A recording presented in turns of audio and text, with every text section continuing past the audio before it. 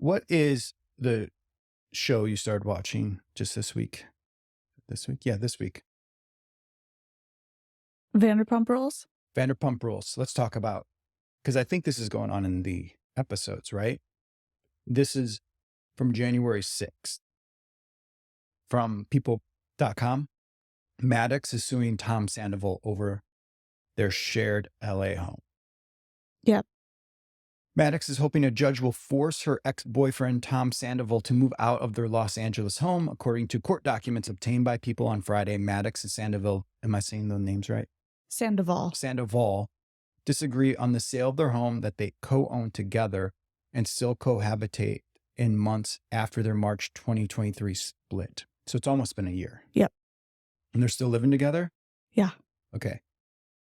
And you're going to give me an update on what's happening in the episode. Yeah.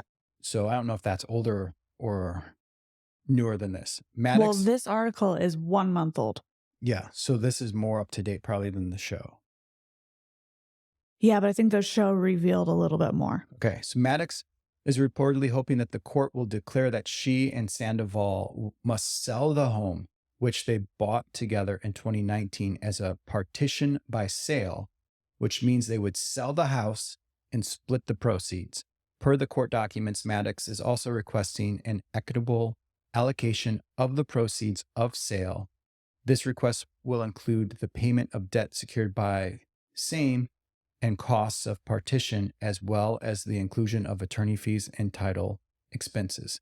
So that seems very reasonable. To sell?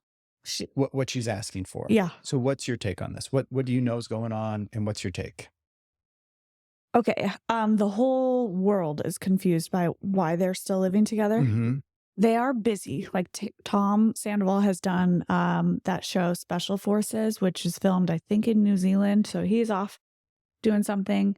She's been doing Dancing with the Stars, which I believe is in LA. So that doesn't take her too far from the house. She's also doing Broadway now. So, and she has a boyfriend in New York. So it's not as if they're living under the same roof every day. So I think that's kind of how they explain it, because they're asked about it a lot. And she's only recently, like since about the time that article came out, been a little bit more public about how she would really prefer to sell it and move out. Okay, my take. Yes, that seems reasonable. They should have sold it months ago. Couple months is like understandable. All right, let's get our ducks in a row. Let's get the house ready. Let's figure out where we're going to go. And then let's sell it. But now that it's been almost a year, it does seem crazy that they're both still living there. The big enough house that I think like she's got her end, he's got his end. It says in the article 5 bedrooms. Okay, I don't know how many square feet. Maybe Doesn't it says say in that the too. article. Okay. But it sounds like it's like a pretty good floor plan for their setup. And then they just mostly communicate through their assistants. Like, hey, I need the house to have some people over tonight. You can't be here, or tomorrow night, or whatever. So it's weird. It's a bad situation. Yes, they need to figure something out. So here's what this show revealed.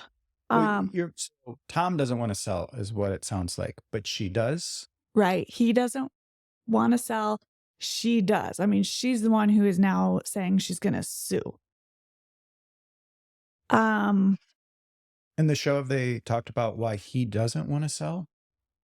He said, and this is the first that I've heard this. He said that he offered to buy her out. Okay. But she wasn't happy with that. Well, let's just go back to the last episode that we did about the gifting of the house. Yeah. Or the selling at a discount, or however you want to look at it.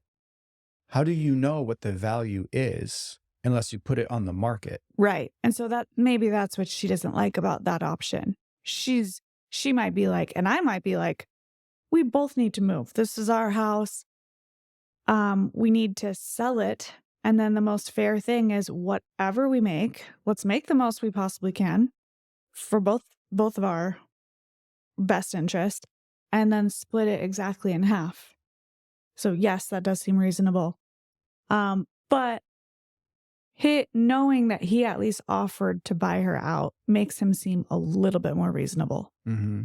But her reaction to that was like, that's not fair that I have to move and you get to stay. She didn't like that. So it's not just about the money to her. Right. Because when I heard her say that, I was like, well, negotiate the price. If he offered you, geez, I don't know what they would make. If he offered you $2 million, $500,000 in proceeds, ask for 700. Like there's got to be an amount where that makes sense. Who cares what he does? Mm-hmm. But she does seem I to mean, be. he's going to have to go like refi it. He has to get a whole new mortgage on it, I assume, to get her name off of it. Yeah. So he's going to have to purchase it outright. He can't just gift her. I guess he could. There's ways to do that.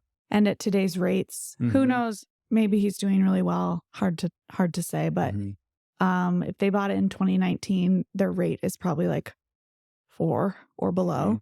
And now it would be 7 or more. So maybe he just wants to give her money and have her sign it over.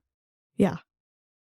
Which is at least something. Like I think up until that episode, it sounded like he just was not willing to budge. He just did not want to sell, didn't want to do anything. So it still sounds like he doesn't want to sell, but he's willing to work something out. All right. What's your take on these situations? Because I would just up front, really simply, if you're married and you go through a divorce, because of the legal situation of what a marriage is, this will be taken care of. You don't have to jump through all these hoops, or you do this and then I'll do this. Yes, there's still going to be lawyers involved. Yes, there's still going to be a court involved. Not necessarily, though. You could do it without that. But I think it's just a much simpler cut if you go through a divorce versus what they're trying to do right now. Yeah. So I think that's regardless of the details and who's willing to do what with this story and what's reasonable, I think the takeaway is don't buy a house with someone unless you're married to them. And if you do, I mean, I'm not going to tell you how to live your life, but if you do choose to do that, realize this sort of thing could happen. And if it does, what are you going to do then? It's something that's become definitely more popular over time. Yep. Than non-married people buying homes together.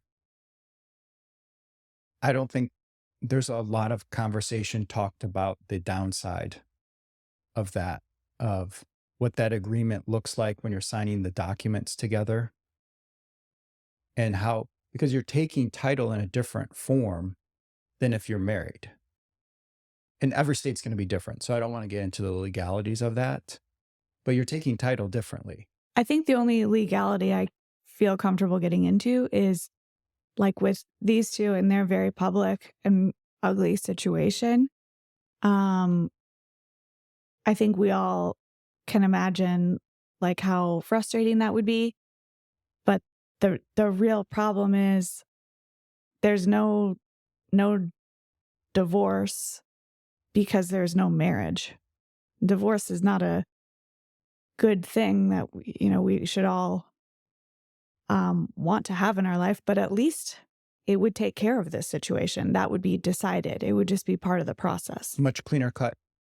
Because like one bad example, the reason why they're in this situation is he cheated on her with someone named Raquel or Rachel, or what's her name? Her real name's Rachel. She was going by Raquel for a while. Now she's back to Rachel. He could literally create a will and leave her his ownership of the house to her, to Rachel. So that if he dies, what's her name? Ariana Madix. She now owns the home with her. Like well, you're getting into the legality now. Yeah. I'm just saying, like, that's the problem with this. You can't do that if you're a married couple. Like, if I die, we don't have to do anything. If I die, you automatically just get everything. So do you want to know what my solution would be? Yes, of course. Not solution, it's too late, but what I would do instead of buying a house with a guy, and this might be unpopular, but they should just bought their own homes. Tom should have bought one. Ariana should have bought one. What's the benefit of that? How's that? Then they wouldn't be in this mess. But they want to live together and play house together. And yeah. So how does that help? I think they, right now in their situation are probably looking back thinking we should have just bought our own homes. I guess what I'm saying is. So you're saying don't live together before you're married. I think in a perfect world to avoid a situation like this, Mm-hmm. I think, I guess that's what I really want to say is you don't have to wait to buy real estate until you're married. I think that's what a lot of people think, or they just believe, or that's just their plan. Mm-hmm. They don't even consider I should buy on my own. But if they had done that, and the other part of the thing is she just doesn't believe in marriage in general. So this was going to happen eventually. And it's going to happen again. Yeah. Maybe she does now. I don't know.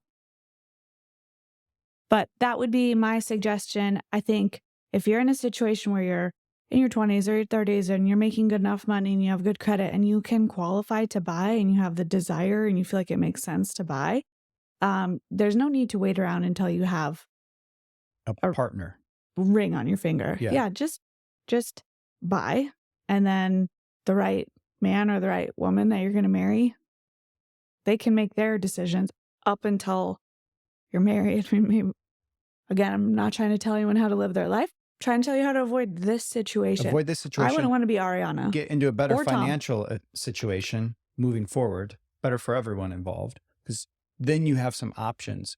If you own and I own, let's say we're not married, we meet, you own maybe we don't own it all at this point. We're talking about a future. We want to get ahead. Hey, I hear real estate's good. You're like, I'm going to go buy a condo. And I'm like, I'm going to go buy a little 2-bedroom on some land. Then we get married. Now we have options.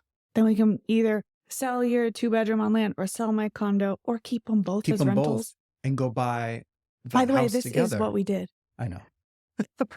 I just thought it'd be fun for the audience to give them an idea of what they could do in the future. So this is what we did. I had a condo. You had a couple homes in Wisconsin, and you moved into my condo with me for just like a few months, and then we bought something together. Mm-hmm. Kept everything. Yeah. So I'm actually interested in not Vanderpump Rules, but this specific story arc of how this plays out, just because I think it is an interesting thing. We don't hear too often about people,